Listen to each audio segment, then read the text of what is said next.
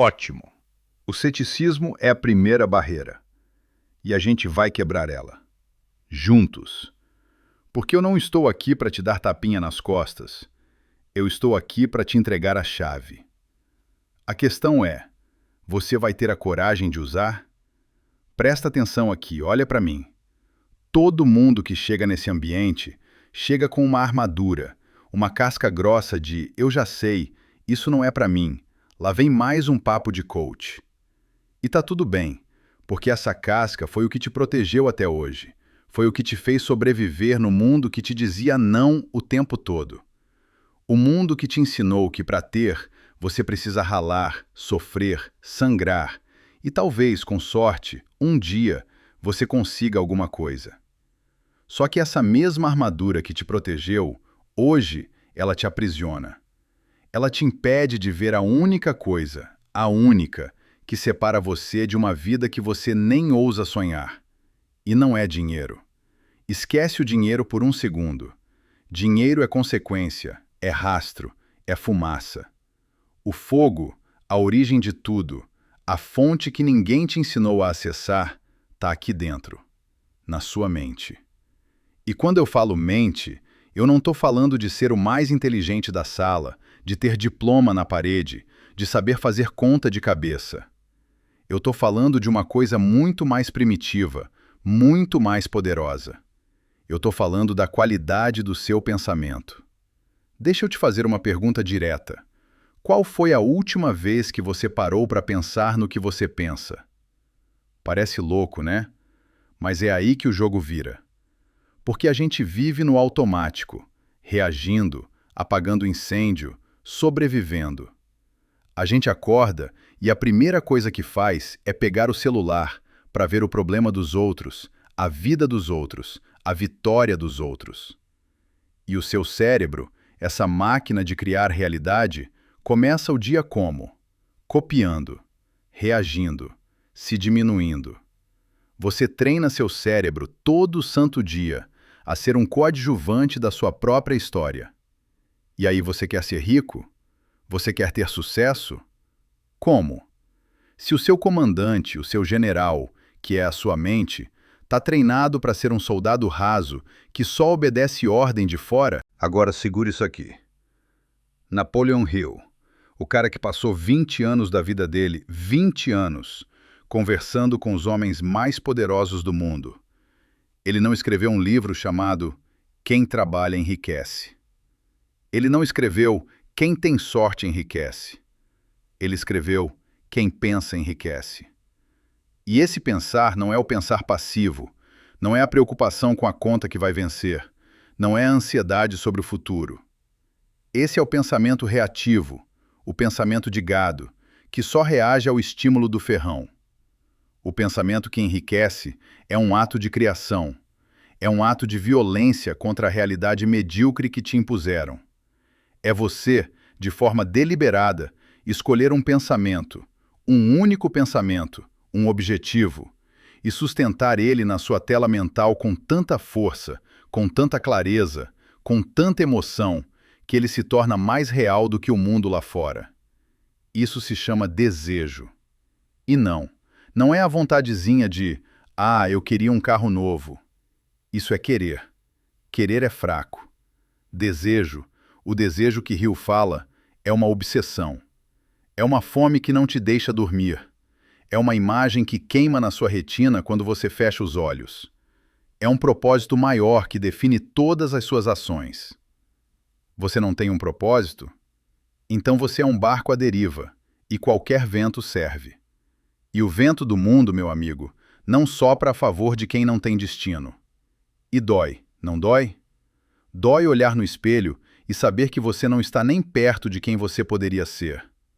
Dói deitar a cabeça no travesseiro à noite com aquele zumbido na alma, aquele sentimento de que o tempo está passando e você está ficando para trás.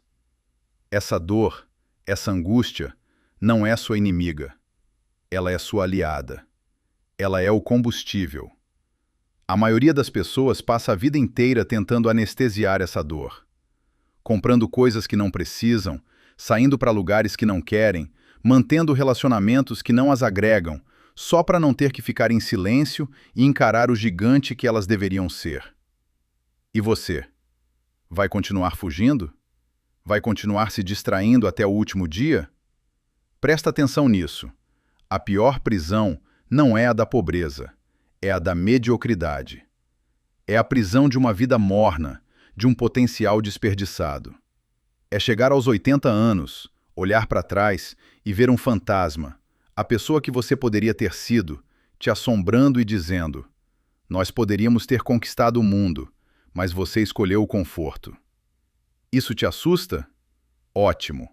O medo, quando direcionado, é uma força da natureza. Use ele. Deixa ele te empurrar para fora da cama de manhã. Deixa ele te impedir de apertar o botão da soneca. Deixa ele te forçar a desligar a televisão e pegar um livro. Deixa ele te fazer olhar nos olhos da pessoa que você ama e prometer, não para ela, mas para você, que as coisas vão mudar. Agora que essa dor te acordou, a gente precisa construir. Porque não adianta nada você estar com raiva da sua situação atual se você não tem um projeto de futuro.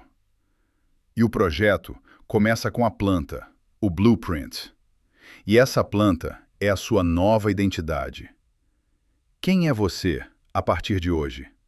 Não quem você foi. Não o que seu pai disse que você era. Não o que o seu chefe pensa de você. Quem você, no seu silêncio, no seu poder, decide ser. Porque o universo não responde ao seu pedido, ele responde à sua identidade. Se você se vê como um coitado, a vida vai te dar mais motivos para ter pena de si mesmo. Se você se vê como um fracassado, a vida vai te trazer mais fracassos. É uma lei. É física. Você atrai o que você é. Então, a primeira tarefa, a mais violenta, a mais importante, é você construir na sua imaginação a pessoa que você quer se tornar. E eu não estou falando de pensamento positivo idiota, de ficar repetindo frasezinha na frente do espelho.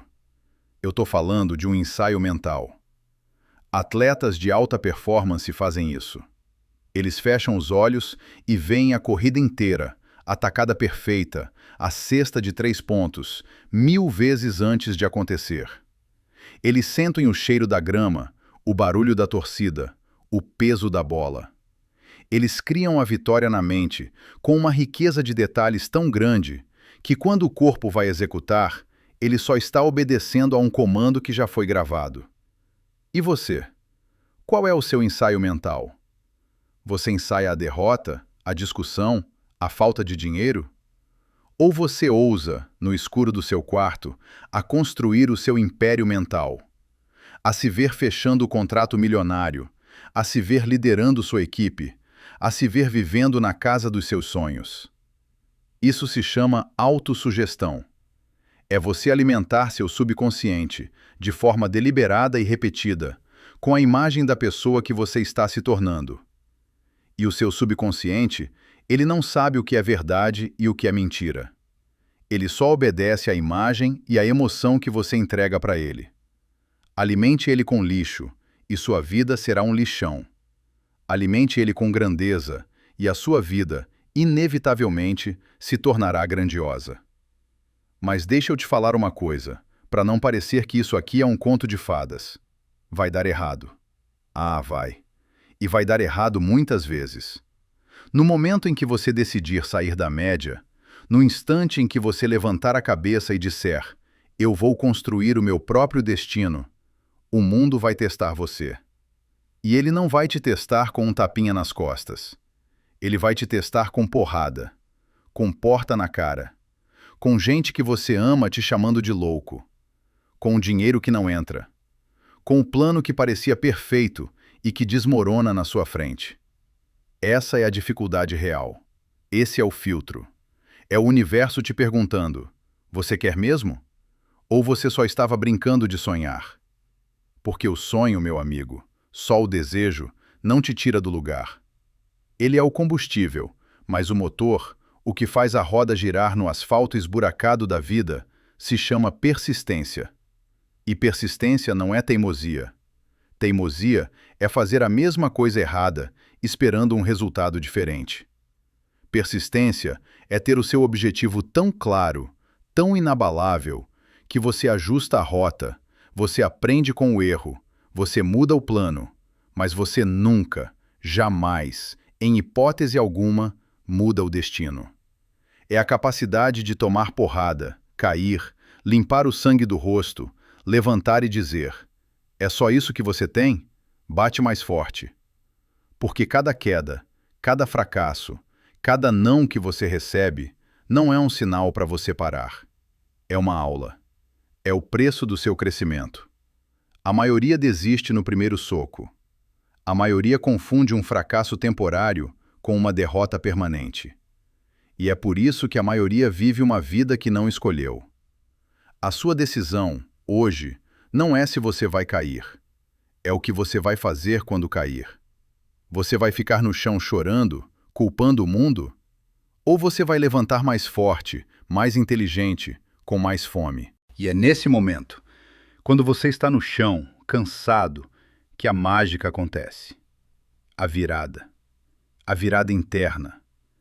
Não é um anjo que desce do céu. Não é uma porta que se abre do nada. É uma decisão. É um clique silencioso dentro da sua alma. É o momento em que você para de lutar contra o mundo e começa a criar o seu. É quando você entende, não com a cabeça, mas com as entranhas, que não existe eles. Não existe o sistema. Não existe a crise. Só existe você e a sua mente. E que tudo, absolutamente tudo que te acontece, é um reflexo direto do que você acredita, do que você sente, do que você sustenta como verdade aí dentro. A culpa morre. A vitimização se torna ridícula. A desculpa vira veneno. E no lugar disso tudo, nasce uma certeza, uma calma perigosa. A calma de quem sabe que a tempestade lá fora não é nada perto da força que acabou de despertar aqui dentro. Essa é a virada. É quando você para de pedir permissão e começa a dar a ordem. A ordem para o seu cérebro, para as suas células, para o universo. A ordem é: a partir de hoje, quem manda nessa porra sou eu. E agora? O que você faz com esse poder? Porque poder sem ação é só uma ilusão. É aqui que a gente separa os homens dos meninos, as mulheres das meninas. A chamada à ação não é amanhã, não é segunda-feira, não é quando você tiver mais dinheiro ou mais tempo. É agora. Aqui. Nesse exato instante. Qual é a primeira coisa, a menor coisa, que você pode fazer, ainda hoje, que alinha você com o seu propósito maior? É uma ligação que você está adiando? É a primeira página de um livro que você precisa ler? É se matricular naquele curso? É pedir perdão para alguém? É olhar no espelho e, pela primeira vez, se ver como o arquiteto da sua vida? Não me interessa o tamanho da ação. Me interessa a decisão por trás dela. Porque cada pequena ação, nascida dessa nova identidade, é um voto de confiança que você dá para si mesmo. É um tijolo que você coloca na fundação do seu império. Pare de planejar a maratona e dê o primeiro passo. Agora. O que você vai fazer nos próximos 60 minutos que vai provar para você mesmo que a virada aconteceu? Olhe ao seu redor. Sente essa energia. Isso não é motivação barata. Isso é a verdade. A verdade que sempre esteve aí, mas que o barulho do mundo não te deixava escutar. Você não nasceu para ser mais um na multidão. Você não nasceu para pagar conta e morrer. Dentro de você existe uma força capaz de dobrar a realidade ao seu favor. Mas essa força exige uma coisa em troca: a sua decisão, a sua entrega total, o seu compromisso inabalável. Hoje, você não sai daqui com mais informação. Você sai daqui com uma identidade nova. A identidade de alguém que pensa e, portanto, enriquece. Enriquece em todas as áreas da vida. Porque a riqueza que não transborda do espírito é só um monte de papel colorido. A verdadeira riqueza é a paz de saber que você está no controle. É a alegria de ver seus sonhos se materializando.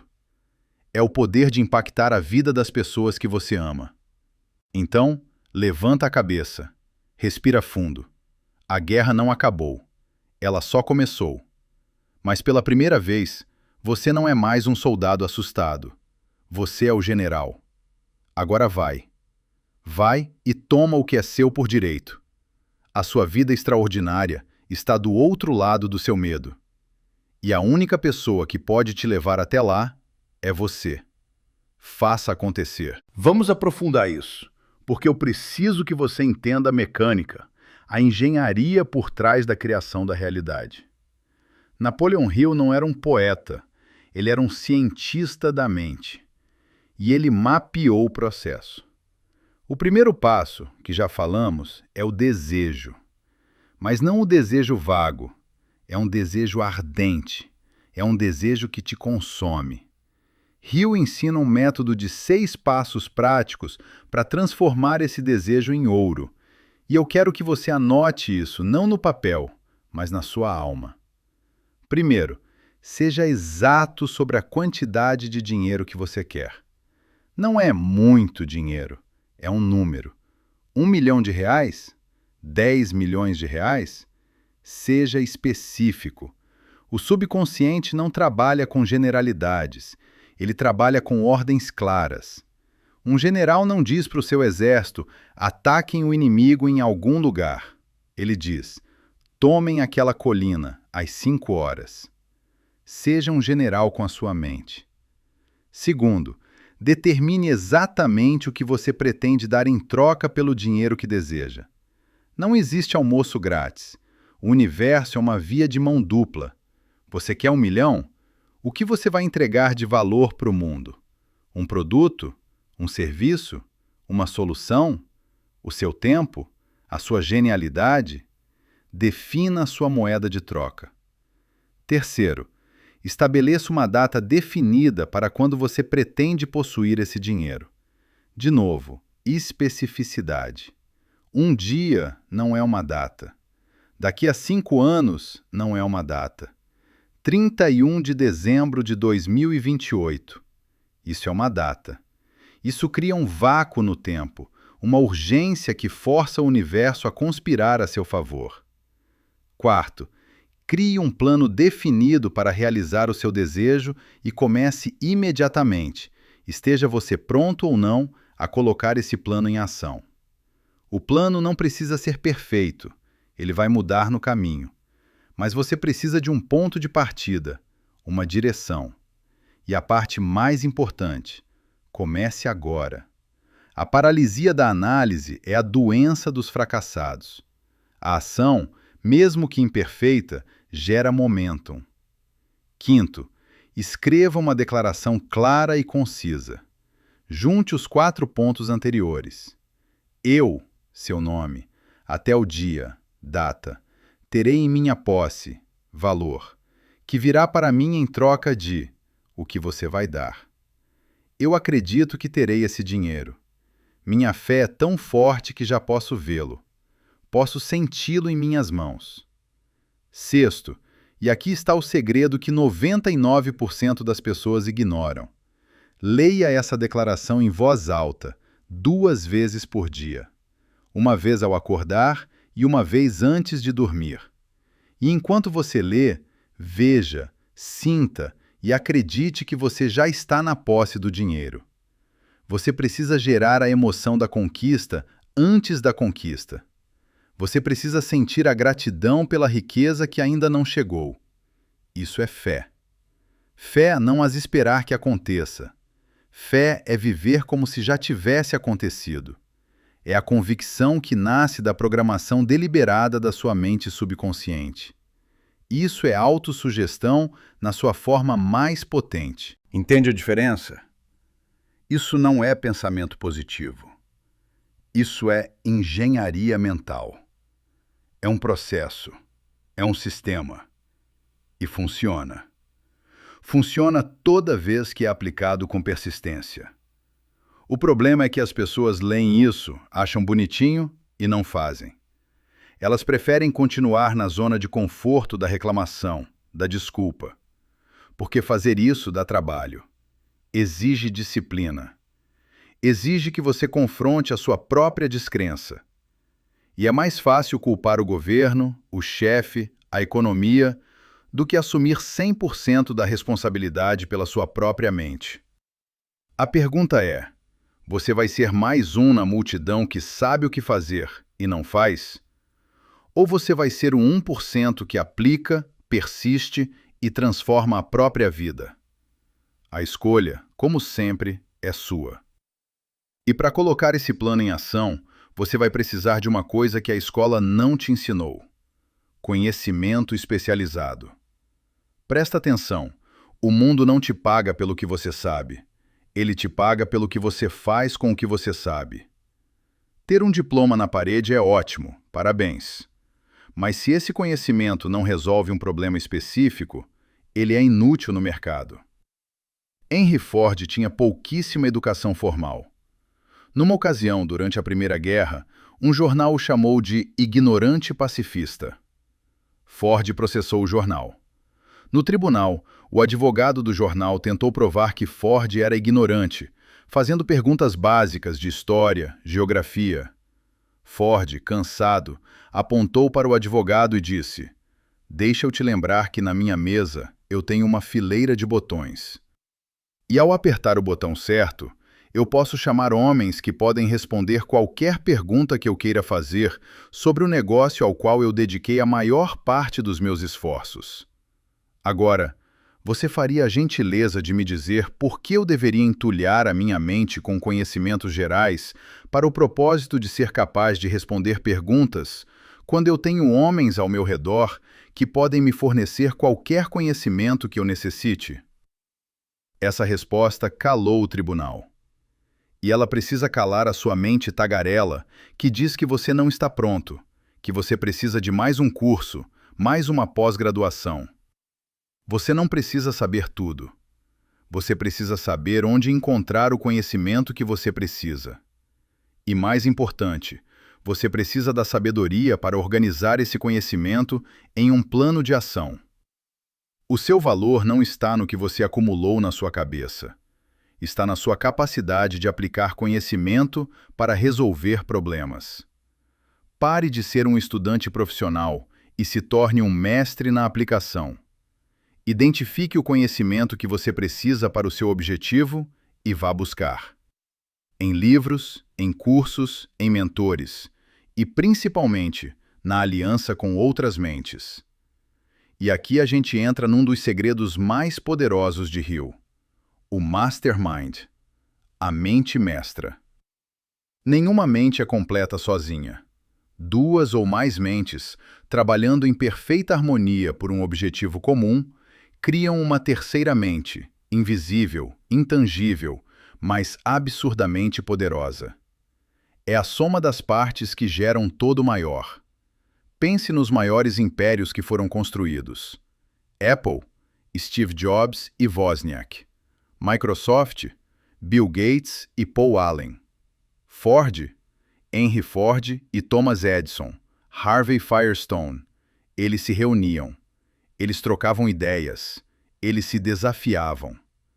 A sua energia mental, combinada com a de outros, cria um campo de força. Sozinho, você é uma faísca. Num mastermind, você é uma fogueira. Quem são as pessoas ao seu redor? Elas te levantam ou te puxam para baixo? Elas falam de problemas ou de soluções? Elas falam de pessoas ou de ideias? Se você é a pessoa mais inteligente da sua mesa, você está na mesa errada. Saia daí. Corra. A sua obrigação é se cercar de pessoas que te esticam, que te forçam a ser maior do que você é. Crie o seu mastermind, mesmo que comece com uma única pessoa. Um parceiro de responsabilidade. Alguém com quem você possa compartilhar seus planos, seus medos, suas vitórias. A sinergia criada por essa aliança vai acelerar o seu progresso de uma forma que você não consegue nem imaginar. Mas seja seletivo. A pessoa errada no seu mastermind pode ser o veneno que mata o seu sonho. Escolha pessoas com a mesma ambição, a mesma ética, o mesmo desejo ardente. E juntos, vocês serão imparáveis. Agora, vamos falar da oficina da mente. O lugar onde tudo é criado antes de se manifestar no plano físico. A sua imaginação. Hill divide a imaginação em duas, a sintética e a criativa. A imaginação sintética é a que pega ideias, conceitos e planos já existentes e os rearranja em novas combinações. É o que a maioria dos inventores usa. Eles não criam do nada, eles conectam pontos que ninguém conectou antes. A imaginação criativa é a fonte dos insights, dos feelings, das inspirações que parecem vir do nada. É a sua conexão direta com a inteligência infinita. É o seu sexto sentido em ação. A maioria das pessoas deixa essa ferramenta enferrujar. Elas usam a imaginação para uma única coisa: se preocupar. Elas criam cenários de desastre com uma riqueza de detalhes impressionante. Elas ensaiam a falha, a vergonha, a perda. E o subconsciente, que não distingue o real do imaginado, aceita essa programação e a transforma em realidade. Você tem a ferramenta mais poderosa do universo na sua cabeça, e você a usa para construir a sua própria prisão. Chega! A partir de hoje, você vai se tornar um diretor de cinema da sua própria mente. Você vai usar a sua imaginação de forma deliberada. Você vai construir o filme da sua vitória. Como é a sua vida quando você atinge seu objetivo? Onde você mora? Que carro você dirige? Como você se veste? Como você anda? Como você fala? Quais são as suas conversas? Sinta a emoção de estar lá. Sinta o cheiro do sucesso. Sinta o gosto da vitória. Faça isso todo dia. Discipline a sua imaginação. Transforme-a de uma fábrica de preocupações em uma usina de milagres. Porque o que você consegue construir com clareza e emoção na sua imaginação, você consegue construir no seu mundo. Não há limites. O único limite é o nível de desenvolvimento da sua imaginação e a falta de coragem de usá-la. E com esse plano, com essa mente mestra, com essa imaginação disciplinada, vem o momento do teste final, a decisão. Segundo Hill, a falta de decisão é uma das principais causas do fracasso. As pessoas que não conseguem enriquecer têm o hábito de tomar decisões, se é que tomam, muito lentamente, e de mudá-las rapidamente e com frequência. Os homens de sucesso, sem exceção, tomam decisões prontamente e as mudam muito lentamente. Por quê? Porque a decisão corta todas as outras possibilidades. Ela te compromete com um único caminho. E o universo ama compromisso. Quando você decide de verdade, quando você queima as pontes e diz, é isso, e não tem plano B, todas as forças do universo se movem para te ajudar. Mas a indecisão, a dúvida, o e se, isso cria uma estática na sua comunicação com o poder maior. É como tentar sintonizar uma rádio com o dial quebrado. Você só ouve ruído. Olhe para a sua vida. Quantas oportunidades você já perdeu por não conseguir decidir? Quantos anos você já passou em cima do muro, esperando o momento perfeito? O momento perfeito não existe. O momento perfeito é agora, com as ferramentas que você tem. Decida. Decida que você vai ser rico. Decida que você vai ser saudável. Decida que você vai ser feliz. E uma vez que a decisão for tomada, se recuse a olhar para trás. As pessoas vão te criticar. As dúvidas vão aparecer. O medo vai gritar no seu ouvido.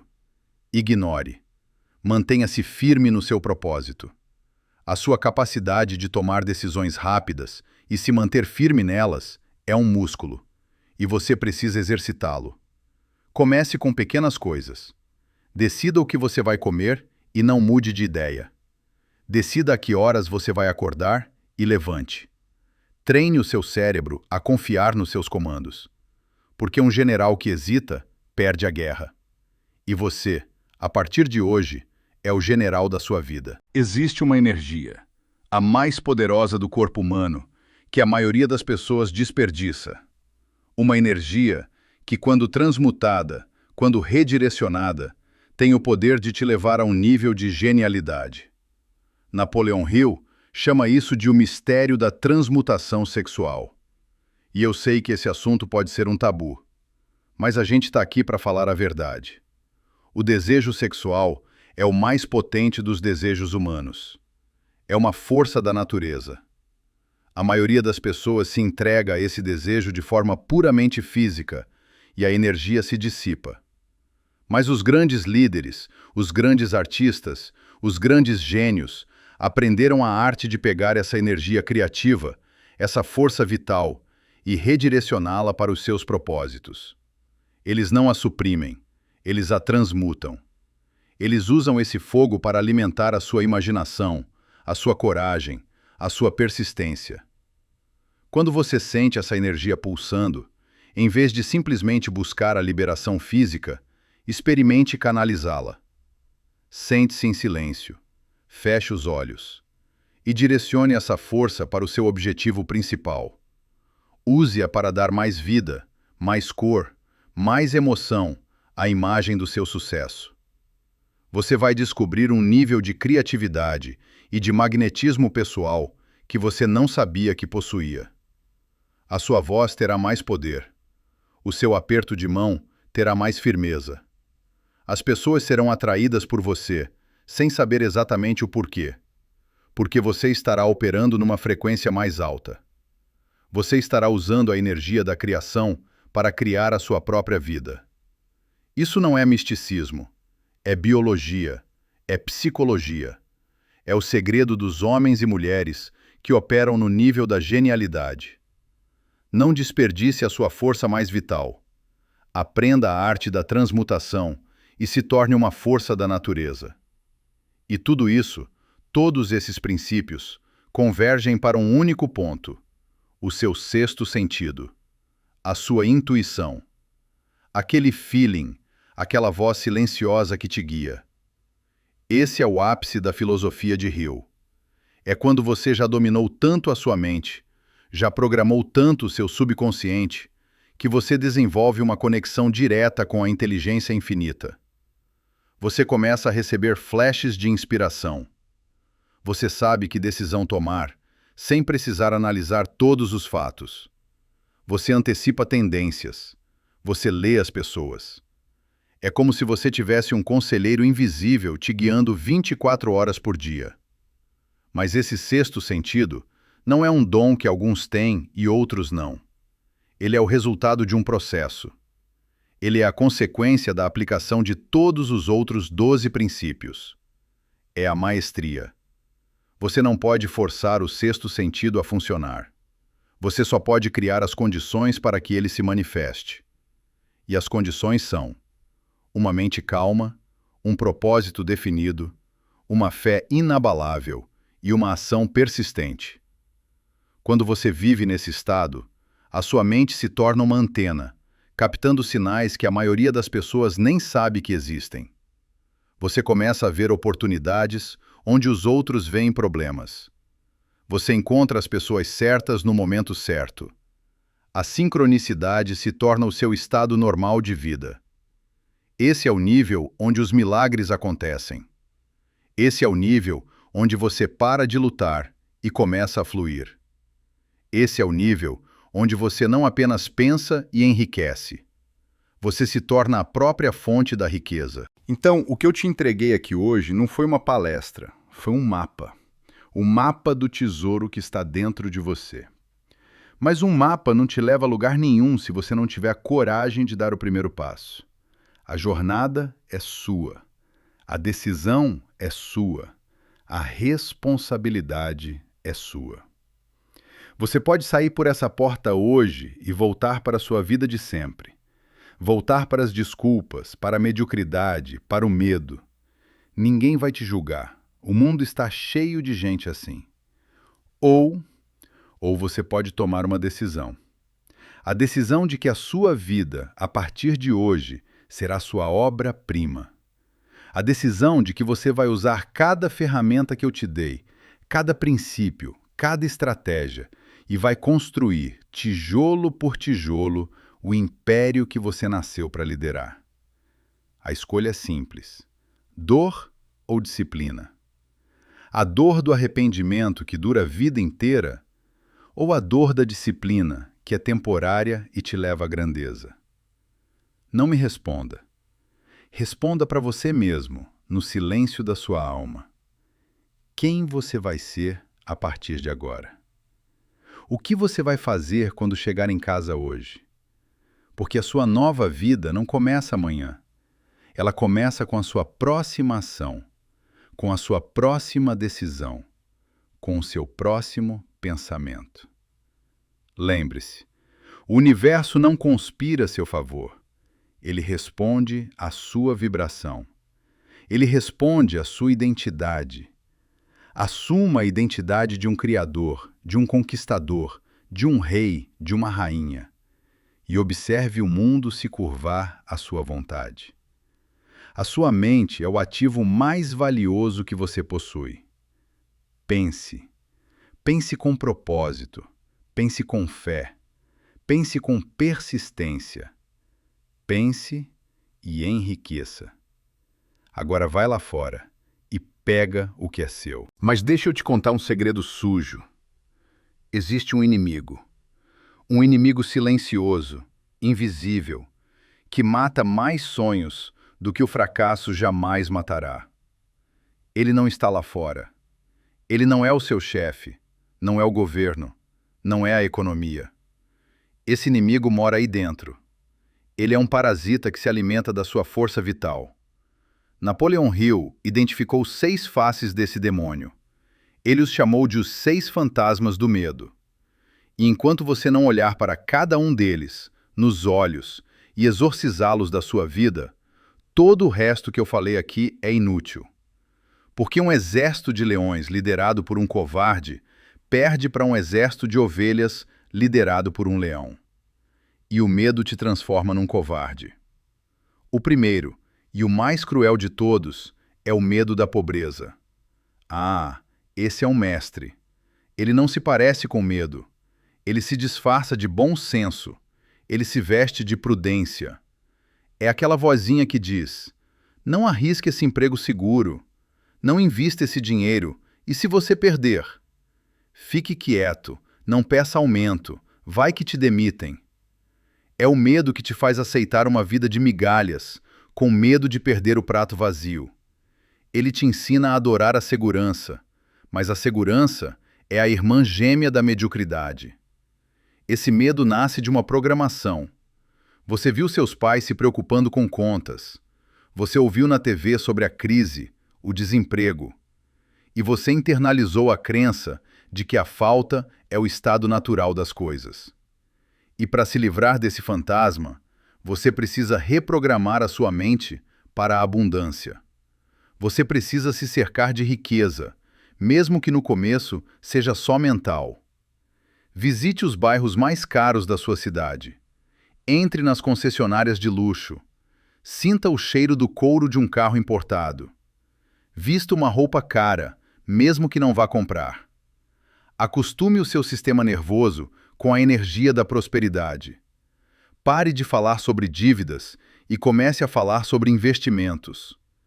Pare de focar na falta e comece a celebrar cada centavo que entra na sua vida.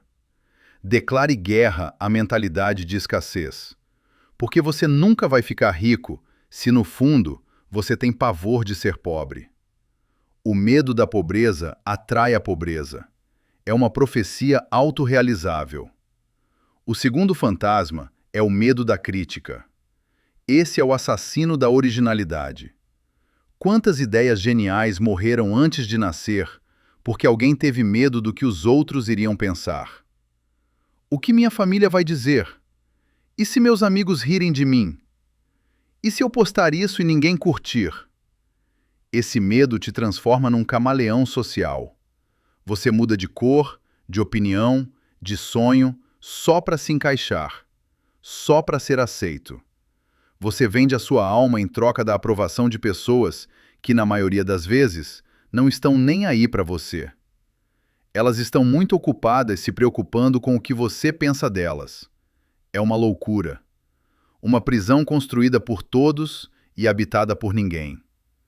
A cura para esse medo é uma dose de indiferença sagrada. É você entender que a opinião dos outros é só isso, a opinião dos outros. Não é a verdade.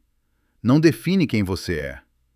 E 99% das críticas vêm de pessoas que não têm a coragem de fazer o que você está fazendo. Criticar do sofá é fácil. Estar na arena, sangrando, suando, arriscando o fracasso, isso é para poucos. Você quer a glória da arena ou o conforto do sofá? Se escolher a arena, então se acostume com a crítica. Use-a como feedback quando vier de alguém que você respeita e ignore-a como ruído quando vier da multidão. A sua visão tem que ser mais alta do que o barulho da opinião alheia. O terceiro, o medo da doença. Esse fantasma te faz um hipocondríaco da vida. Você tem medo de comer isso, de beber aquilo, de se expor ao sol, de pegar um resfriado. E o que acontece? Você fica doente. Porque a mente tem um poder absoluto sobre o corpo. Se você vive num estado de medo, de preocupação com a sua saúde, o seu corpo responde produzindo os químicos do estresse, do cortisol, que derrubam a sua imunidade. Você se torna um alvo fácil. Hill descobriu que a maioria das doenças começa na mente. Começa com um pensamento negativo, com um medo, que se não for combatido, se manifesta no corpo físico. A cura? Assuma o controle da sua saúde. Alimente-se bem, exercite-se, durma bem, mas acima de tudo, guarde a sua mente. Proíba a entrada de pensamentos de doença. Visualize-se com saúde perfeita, com energia transbordando. Agradeça pelo seu corpo. Trate-o como um templo, não como um hospital em potencial. Porque a saúde não é a ausência de doença, é a presença de vitalidade. E a vitalidade começa na sua cabeça. O quarto fantasma, esse é sutil e doloroso. O medo da perda do amor. O medo de que a pessoa que você ama te abandone, te traia, deixe de te amar. Esse medo transforma o amor, que deveria ser um porto seguro, num campo de batalha. Ele gera ciúme, possessividade, controle. Você começa a sufocar a outra pessoa com medo de perdê-la. E adivinha? É exatamente esse comportamento que a empurra para longe. Você cria aquilo que mais teme. A origem desse medo é a falta de amor próprio. É você acreditar que o seu valor depende do amor de outra pessoa. É colocar a chave da sua felicidade no bolso de alguém. A cura é radical. É você se tornar a fonte do seu próprio amor. É você se preencher tanto de si mesmo que o amor do outro se torna um bônus maravilhoso, não uma necessidade desesperada. Quando você não tem medo de ficar sozinho, você se torna irresistivelmente atraente. Porque você ama por escolha, não por carência. E esse é o único amor que vale a pena. O amor que liberta, não o que aprisiona. O quinto, o medo da velhice. A sociedade nos ensina que envelhecer é decair, é perder a força, a beleza, a relevância. E as pessoas se apavoram com a primeira ruga, com o primeiro cabelo branco. Elas tentam parar o tempo, mas o tempo é implacável. Lutar contra ele é uma batalha perdida. Esse medo te impede de viver o presente, porque você está sempre lamentando o passado que se foi e temendo o futuro que virá. A cura é ressignificar a velhice, não como um fim, mas como uma colheita. É entender que a verdadeira sabedoria, a verdadeira paz, a verdadeira influência vem com a maturidade. Os anos podem enrugar a pele, mas só a falta de propósito enruga a alma. Mantenha-se crescendo, aprendendo, contribuindo. Tenha um propósito que seja maior do que a sua própria vida. E você não envelhecerá. Você se tornará um clássico. E clássicos, meu amigo, só aumentam de valor com o tempo. E por último, o sexto fantasma. O rei de todos os medos. O medo da morte. O grande desconhecido. Esse medo está por trás de todos os outros. O medo da pobreza é o medo da morte por inanição. O medo da doença é o medo da morte prematura. O medo da perda do amor é o medo da morte emocional. A gente passa a vida inteira correndo da morte e, por isso, nunca vivemos de verdade. A gente não faz a viagem dos sonhos, não começa o negócio, não diz eu te amo, porque um dia a gente faz. E se esse dia não chegar? A cura para o medo da morte não é buscar a imortalidade, é buscar a intensidade. É viver cada dia como se fosse o único. É espremer cada gota de vida de cada momento. É chegar ao fim, olhar para trás e dizer: valeu a pena. Eu usei tudo. Eu amei tudo. Eu vivi tudo. Quando você vive plenamente, a morte perde o seu poder. Ela se torna apenas uma transição, uma vírgula, não um ponto final. Porque quem vive de verdade nunca morre. Deixa um legado, e legados são eternos. Esses são os seus demônios. Olhe para eles. Reconheça-os. Chame-os pelo nome. E então, um por um, declare a sua independência. Você não é mais refém. Você não é mais uma vítima. Você é o guardião do seu próprio templo mental. E a sua ordem é lei. O medo só tem o poder que você dá a ele. Tire o poder dele. Ria da cara dele. Desafie-o. A cada vez que o medo disser não, use isso como um sinal verde para dizer sim. O medo é uma bússola. Ele sempre aponta para onde o seu maior crescimento está. Se você tem medo de fazer, é exatamente isso que você precisa fazer. A coragem não é a ausência do medo. É a ação apesar do medo. E a cada vez que você age apesar do medo, você rouba um pedaço da força dele e a adiciona à sua. Você fica mais forte e ele mais fraco. Até que um dia, você olha para trás e o monstro que te paralisava se tornou um anão insignificante no seu retrovisor. Esse é o caminho do guerreiro. Esse é o caminho da liberdade. E esse caminho começa hoje. Com a sua decisão de parar de alimentar os seus medos e começar a alimentar a sua fé. Agora, eu preciso te levar para um lugar mais fundo. Um lugar que a maioria das pessoas tem medo de visitar. O seu jardim secreto. A sua sala de máquinas. O seu cofre. Napoleon Hill o chamou de mente subconsciente. E se você não entender como essa parte de você opera, você vai passar a vida inteira plantando sementes no asfalto e se perguntando por que nada floresce. Pensa no seu subconsciente como um solo absurdamente fértil. O solo mais fértil que existe no universo. Ele não julga, ele não questiona, ele não tem senso de humor. Ele simplesmente aceita qualquer semente que você joga nele e a faz crescer. Qualquer semente. Se você joga sementes de dúvida, ele te dá uma colheita de fracasso. Se você joga sementes de medo, ele te dá uma colheita de ansiedade e paralisia. Se você joga sementes de raiva, ele te dá uma colheita de conflito e solidão. Mas, se você, de forma deliberada, consciente, escolher as sementes, se você plantar as sementes do seu desejo ardente, da sua fé inabalável, da sua certeza de vitória, meu amigo, esse jardim te entregará um paraíso. Um paraíso que os outros chamarão de sorte. O problema é que ninguém te ensinou a ser um jardineiro. A gente vive com o portão desse jardim escancarado, e a gente deixa qualquer um jogar lixo lá dentro.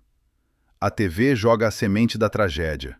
As redes sociais jogam a semente da comparação e da inveja. As pessoas negativas ao seu redor jogam a semente da descrença. E você? Você, o dono do jardim, o único que deveria ter a chave, está distraído, olhando para fora. E o seu jardim, o seu precioso subconsciente, está sendo invadido por ervas daninhas. E depois você se pergunta por que a sua vida é uma luta. O processo de autossugestão, aquela declaração que eu te ensinei a fazer, é o ato de fechar o portão e começar a limpar o terreno. É você, conscientemente, arrancar as ervas daninhas e plantar as sementes que você escolheu.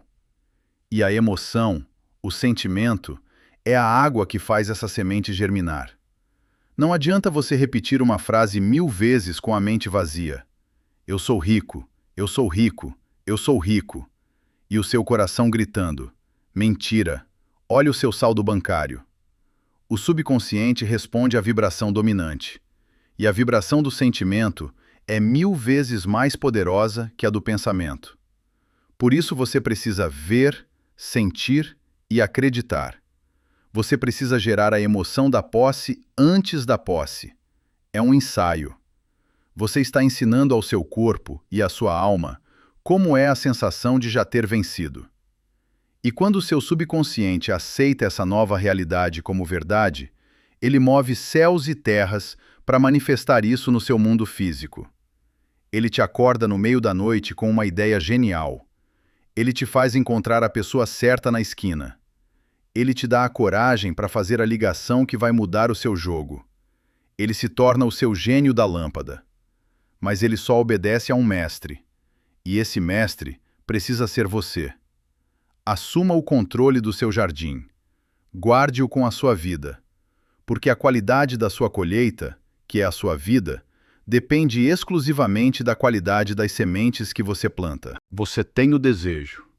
Você tem a fé. Você montou sua mente mestra.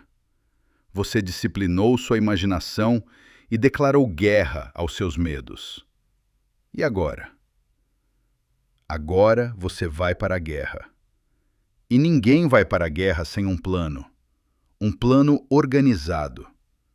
Presta atenção nisso, porque é aqui que 90% dos sonhadores morrem na praia. Eles têm a energia, mas não têm a estratégia. E energia sem estratégia é só um curto-circuito. É barulho. Não gera resultado. O seu plano é a sua ponte.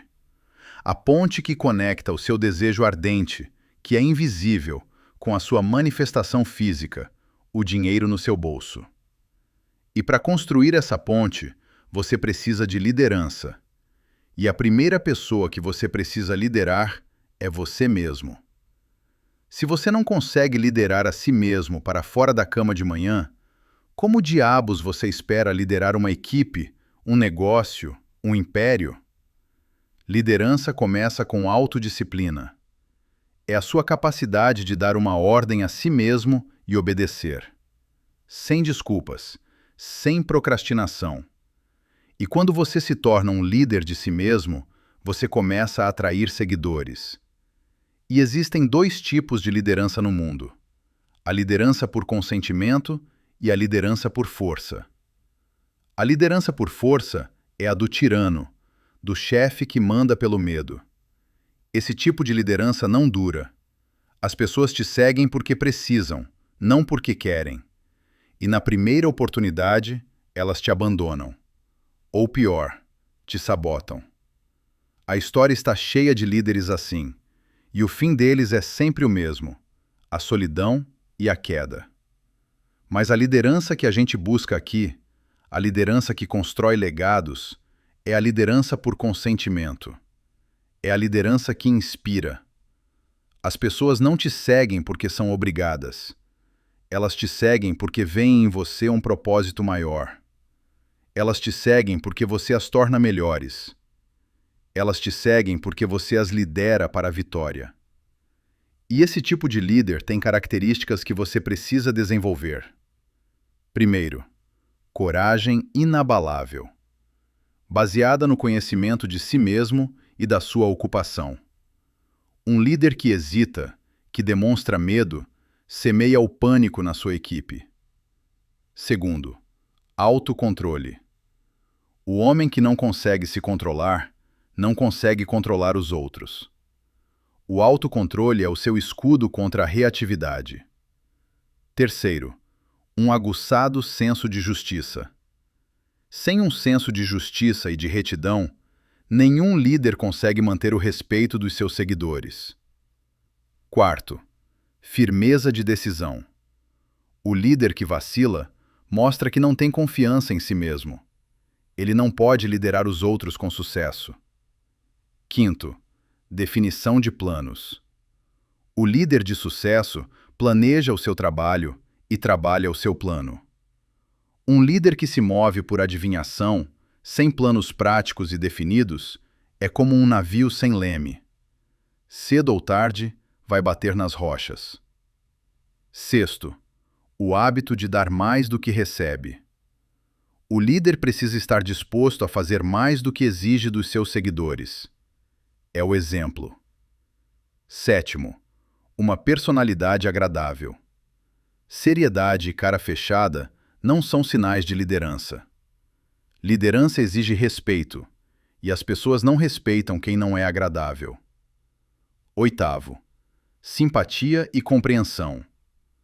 O líder de sucesso precisa ser simpático com seus seguidores. Além disso, ele precisa compreendê-los e aos seus problemas. Nono, domínio do detalhe. Uma liderança de sucesso exige o domínio dos detalhes da sua posição. Décimo, disposição para assumir total responsabilidade.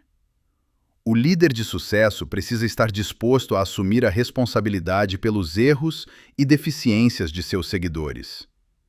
Se ele tenta transferir essa responsabilidade, não permanecerá como líder.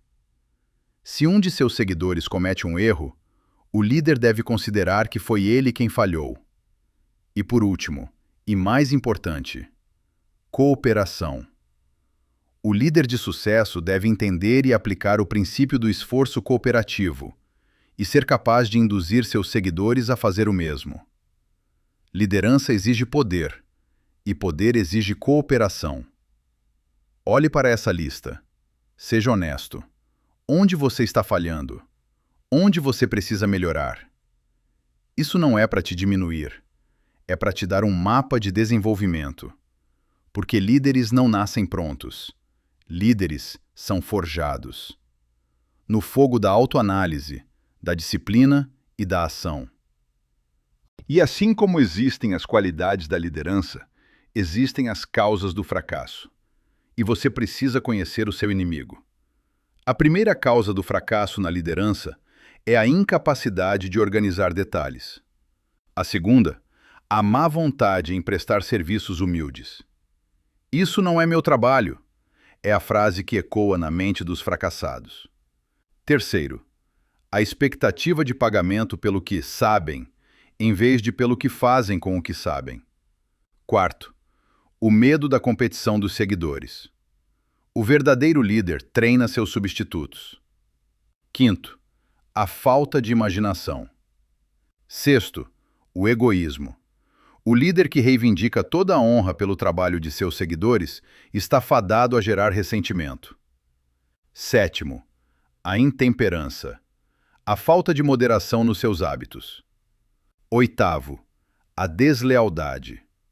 O líder que não é leal à sua equipe não pode esperar lealdade em troca. Nono, a ênfase na autoridade da liderança. O líder de verdade lidera pelo exemplo, não pela carteirada. E décimo, a ênfase no título. O líder competente não precisa de títulos para obter o respeito dos seus seguidores. Seja brutalmente honesto consigo mesmo. Quantos desses hábitos de fracasso você carrega? A boa notícia é que um hábito pode ser quebrado. Uma nova rotina pode ser instalada. Mas exige decisão, exige vigilância, exige que você se torne um guardião implacável da sua própria conduta. Com essa liderança, você vai criar o seu plano. E o seu plano precisa responder àquela pergunta fundamental: o que você vai dar em troca da riqueza que deseja? O universo não te paga para existir. Ele te paga por valor entregue.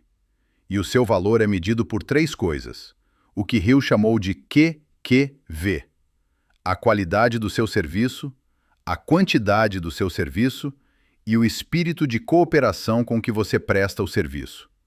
Você pode ter a melhor qualidade do mundo, mas se a sua quantidade é baixa, seu retorno será baixo. Você pode entregar em grande quantidade, mas se a qualidade é uma porcaria, você está fora do jogo.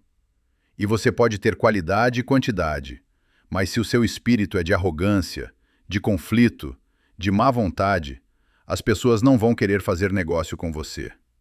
Qualidade, quantidade e um espírito de cooperação. Grave isso. Essa é a sua fórmula para gerar renda.